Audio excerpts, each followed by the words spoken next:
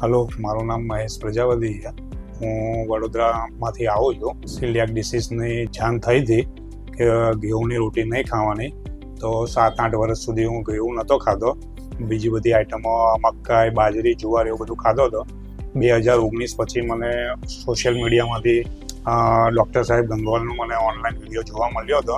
તો અમદાવાદ સેન્ટરમાં આવીને એમને વિઝિટ કરી હતી અને એમની દવા મેં સ્ટાર્ટ કરી હતી અને એમને સ્ટેપ પ્રમાણે ધીરે ધીરે એમનું બધું મને ટ્રીટમેન્ટ આપી હતી. દર 3-4 મહિના પછી એમને સ્ટેપ પ્રમાણે એક રોટી ખાવાનું ચાલુ કરીને 3-4 મહિનાના અંતરમાં રિપોર્ટ કરાવતા જતા હતા અને મેડિસિન આપતા જતા અને ધીરે ધીરે રોટી ખાવાનું પ્લસ કરતા જતા હતા સર. અને દરેક રિપોર્ટ મારા ધીરે ધીરે સારા આવતા હતા. લગભગ 2021થી મારી ટ્રીટમેન્ટ સરસ ચાલુ કરેલી છે અને અત્યારે મારું રિઝલ્ટ ઘણું પણ સારું છે. છેલ્લા 5 થી 6 રિપોર્ટ સાહેબે કરાયા મારા રોટલી ખાઈને અને બધા રિપોર્ટ મારા સારા આવેલા છે, નેગેટિવ આવેલા છે.